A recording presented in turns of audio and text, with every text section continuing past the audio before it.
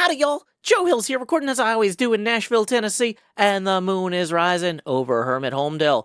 As I look out here, there's been a lot of work done on the roof. Right there. It's coming in. I've got some skylights in, but what I'm excited about turning my attention to next is those scaffolds out there. That's where the water tower is going to go. That will eventually house that little portal you see.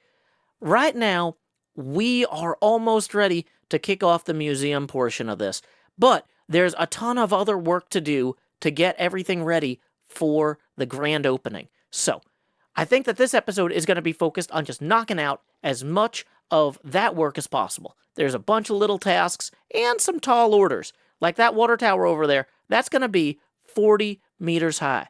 We need 31 meters worth of triple stilts and then another 9 meters worth of tank. I feel like maybe we can put the portal in the tank. We're going to have to noodle on it. But, you know what? We got plenty to do, and I better get to it. Time skip. Oh, that's not a rocket. That's a trident. Okay, well, let's just hope this goes fine. Uh-oh. Let's see, there's my helmet, and... Ooh, swift sneak Tyrowsers don't despawn. Yay! After a completely uneventful flight, we are over here to examine the pad I have begun preparing. This lantern is in the dead center. I worked out with some math where the 3 pillars would be if this faced exactly north. One there, and one there. That would separate this circle into thirds, and then we'd have the 3 pillars that make up the stilts of the water tower on those thirds. To accommodate the actual angle of orientation of the water tower, however, I ended up twisting that entire thing over by 4 blocks. So you see each lantern there has a block of coal, kind of 4 torches down the line from it. You see in the center here, there's like a cross beam there. That represents the slope that the entire map was rotated to. So I can basically come in here with blocks of iron and just go 31 high. And I can remember that I'm 31 high because I just subtract 64 minus 31. I think that's 33.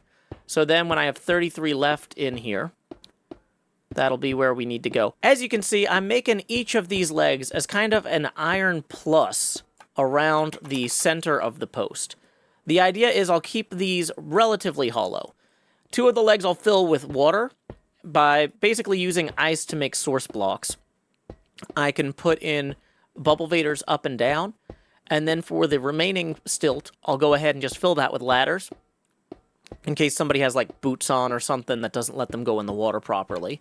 That way, even if somebody were to, say, die in an unfortunate aviation incident, they would still be able to easily ascend and descend from the bowl of the water tower.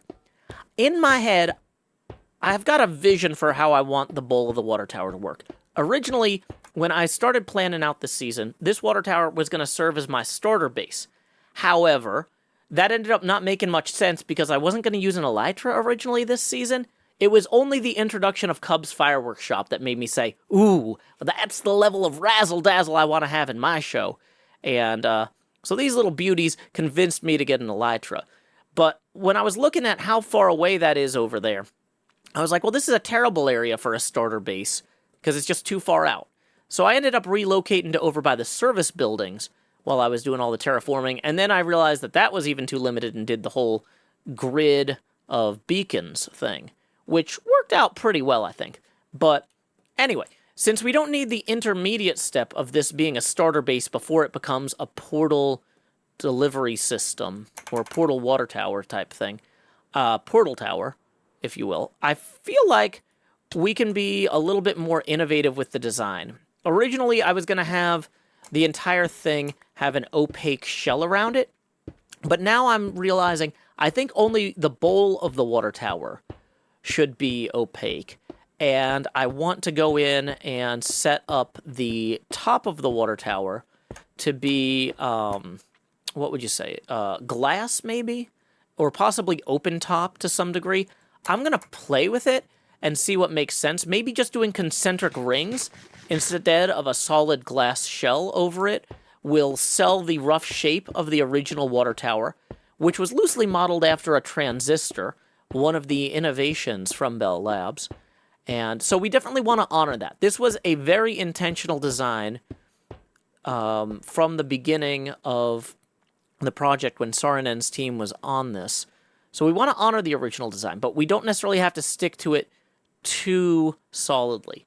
So, once again, maybe a few air blocks, maybe some glass up here. We'll get all that sorted. In the meantime, though, wow, I am burning through iron pretty quickly. So I should probably sort out my inventory and keep this train going. Time skip! The sun might be going down, but our water tower is going up, up, up. One up for each of the 3 legs. Look at this. This is coming along super well. My math seems to have been roughly right, and so I've got my water down leg, my ladder up leg, and my water up leg. Woo! Up we go to the top here. Ta-da! This is not perfect. This is not done. There's a few things I don't like, and so one of those is I feel like this plus in here is sticking out a little bit too deeply. If we fly out this way and take a look at it, let's maybe also real quickly use this bed. Good night, Cal. Sleep well. Okay, time to get a move on. So, if we look at this from underneath here, I feel like the tank is slightly, I don't know, too low there. So if we take that plus and just smush it upward, and then maybe slap some trapdoors there, that'll look good. So from the grand entrance stairs here, you can actually see the water tower, and I really nailed the angle. Those lines are looking perfectly parallel from this point of view. So that is huge. We smush that up there, maybe slap some trapdoors under it. We're going to put some water in the water tower, as well as a glass floor above the water. And then I think the dome on top will be entirely white glass. Maybe some air blocks mixed in. We'll have the portal up there. Feeling pretty good about that. Yeah, this is feeling about right. Time skip! We got some problems here. A couple very specific problems. One, you'll notice from my empty inventory that I have an empty inventory. That is atypical and undesirable. That is primarily caused by me just being killed off camera by some sort of trap from the permit office guys, who apparently did not exactly get rid of all of the traps, or remember where they all were. So, we are now going to try to find where my stuff is. Here's a quick clip of... Oh my gosh. Well, that was going to be a quick clip of how I just died, but you just saw how I just died. So let's show the clip of how I died the time before that now. It's fine. Why? It's okay. Okay. You have to, we're going to put these boxes away real quick. We're going to put these boxes away because this is getting silly, and I know that I'm going to somehow lose both my armor box and the other box. Okay. Here we go. Now that we're safely in the air, here is how I just died 3 times ago.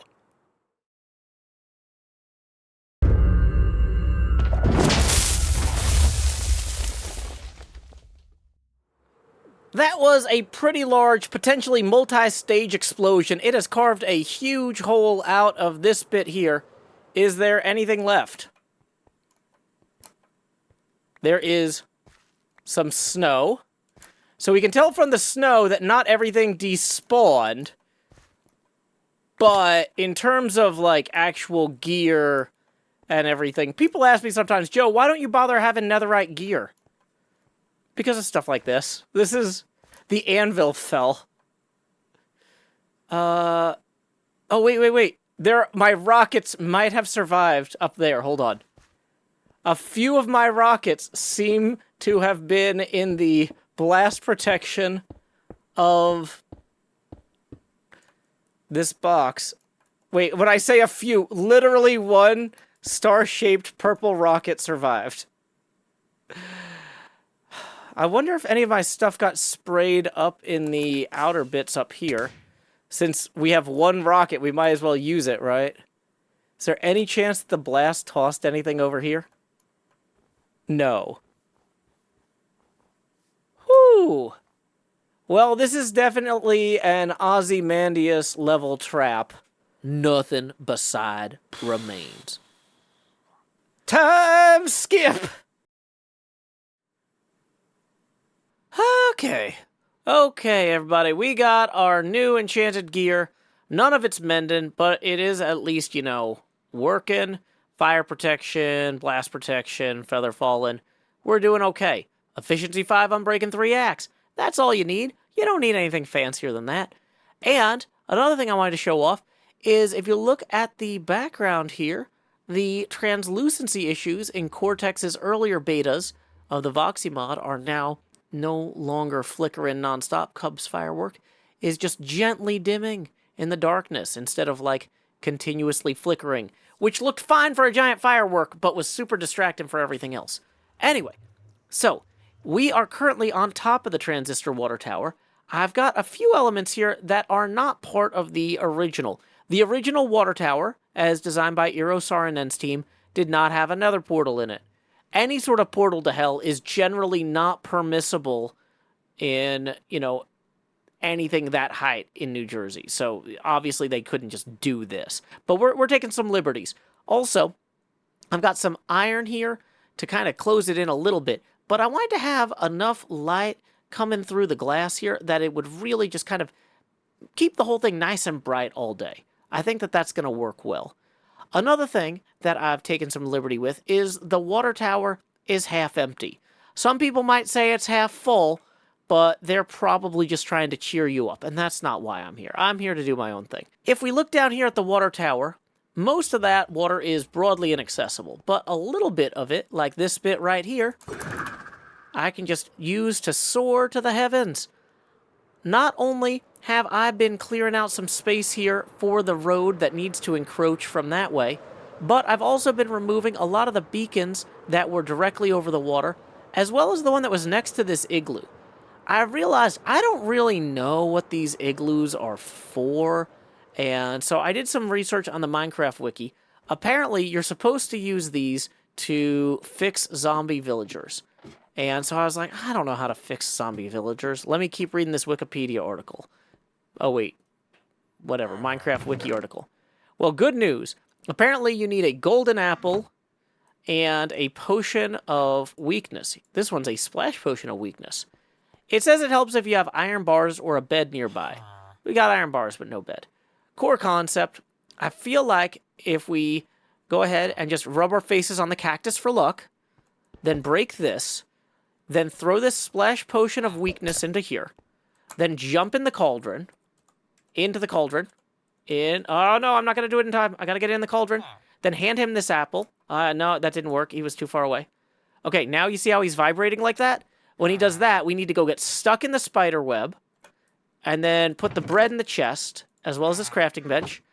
And if we're lucky, by the time we fall out of the spider web, it'll still be another 3 to 5 minutes before he turns back into a normal villager. So, now what we need to do is get back in the cauldron, so he can be jealous of us, because he's gonna want to go in the hot tub, but he's only allowed if he's a normal villager, not if he's a zombie, right? So we're just gonna sit here and look especially smug. Oh man, I am having so much fun in here. This is the absolute best, and you don't get to do it because you're not a villager anymore. So, what's happening right now is inside of his body, the white blood cells are actually currently fighting off the zombie infection. Normally, that wouldn't really happen, but the potion of weakness has specifically latched onto the bacteria inside of the zombie. Now, you might think, well, what about the virus inside the zombie that actually makes it a zombie? Well, viruses are a lot smaller than bacteria, and they see all the bacteria going and like absorbing these chemicals, and they're like, oh, hey, what's going on over there? They get distracted. So, viruses are distracted, bacteria is distracted, potion of weakness is doing its job. Then, the golden apple, it basically reinforces the marrow inside the bones of the zombie villager. And that marrow just starts throwing white blood cells out like, I don't know if you've ever seen somebody grab a bunch of marshmallows out of the microwave and is like trying to get them off their hands, and they're just like chucking them the best they can, but it's all gooey and stuff. So there's just like white blood cells coming out of all the bones, and kind of some of them are still stuck to the bones. But either way, they're going after the distracted viruses and the distracted bacteria, or distracteria, if you will. And so basically this guy is just shaking all over. He's got a little bit of extra particles there to let us know that he's kind of freaking out, man. He's kind of freaking out. You see how his eyes turned red? Yeah, like that. You see that? That means he's not doing great. Inside of him, there are 2 wolves. And those wolves are like, oh man, what's going on between this bacteria and this white blood cell right now? And then there's viruses too, and those wolves, they're freaking out about that. There's a lot going on. Like, normally, wolves don't get to watch television, and so when they see something that's on the scale of Braveheart, they don't go, oh boy, this is just like Braveheart. They just kind of freak out. He can't even look at me. He's like, I want to go in that hot tub so bad. I want to go in the tub. Not yet. Not yet. You can't go in the tub until you get all the zombie bacteria and viruses out. Yeah. So yeah, keep working on that, bud. Keep working on that. Wait. Etho's keyboard has batteries that last for 6 months? That's wild. I used to use a wireless keyboard to play Minecraft. And then I accidentally looked at an Enderman right before my keyboard died. And it freaked me out. Freaked me out, man. Because I could still move the mouse. Because the mouse batteries weren't dead. But yeah, I learned my lesson there. Only wired keyboards for Minecraft since. But yeah, it's like being hit by some sort of like potion in D&D where you can only rotate in place. You're not actually paralyzed, but you can't leave your square. It's like, I do not enjoy that. So, anyway, this guy is also not very full of joy right now. If this was the movie Inside Out, they could not cast Amy Poehler. Hopefully, they would bring back Bill Hader. I am excited about his upcoming Jonestown show. The studio really got me excited for the idea of a Jonestown film. Obviously, it'd be a lot better with Buscemi in there, whose name I can't pronounce, but I mean, I can barely pronounce Bill Hader's name either, so whatever. This guy is really legitimately taking 3 to 5 minutes. It turns out that wikis don't always lie to you. Sometimes that's just the way it is. Hey! I'm a zombie doctor. Woo! Woo! Now I can teach university-level classes. Yay! We did it. Okay, you want to go in the hot tub? You're allowed now. Hey, he's a novice leather worker who will trade me tunics. Yay, my favorite. And you know what? I don't even know why you were in there, but enjoy not being in there. How do you guys get out of here? Oh, this was not thought through at all. Okay. I'm gonna have to... Hold on. Luckily, I've got some soul sand. Do I have any ice on me? I'm gonna have to make a bubble column to get these guys out of here. So, I guess we're gonna head up to the surface and sort all that out. Time skip. From atop this precarious igloo, I can see all the villagers down there going about their work, enjoying their day. But still, there are 2 more trapped down below the ground, and we are going to free them.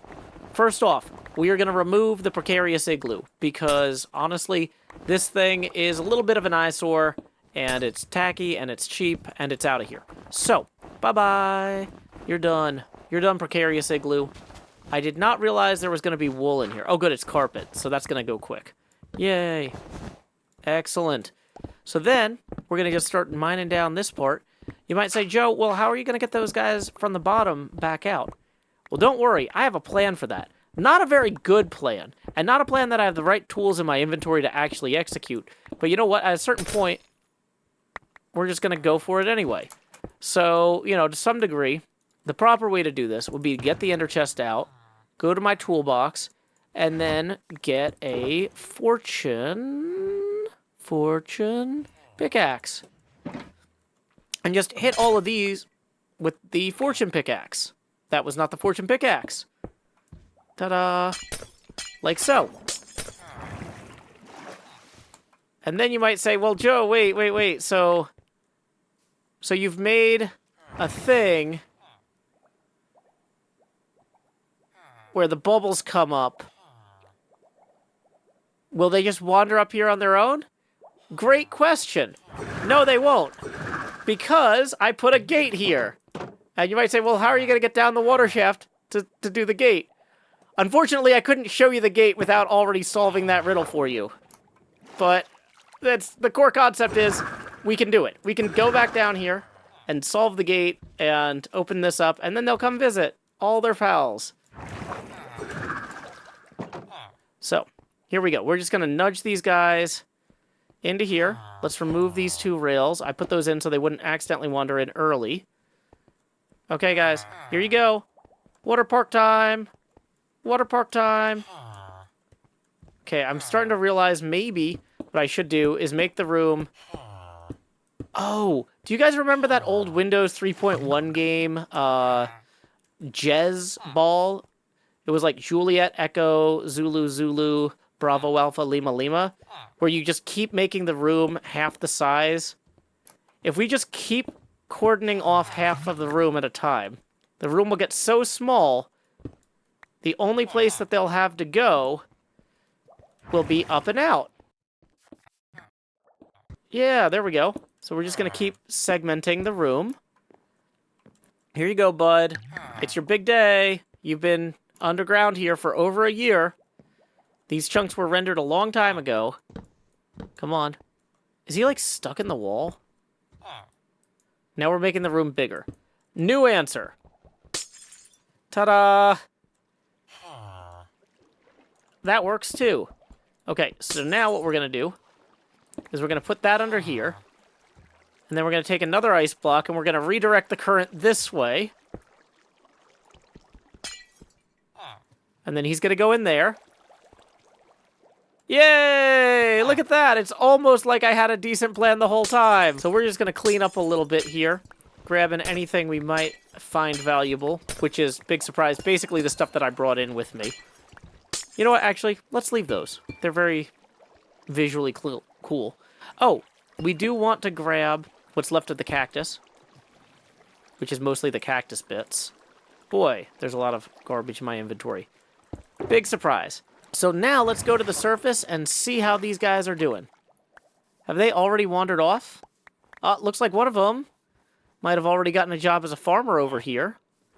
And the other one presumably got a job over there. Like, they're probably all just pathing to the beds and doing their thing. Do you still have the good farmer, or the good trade deal? Yeah, this guy has a good trade deal, so he must be the one that we cured. And then presumably the other one's around here somewhere, unless he was immediately killed by that guy, who looks angry sometimes. But who can say?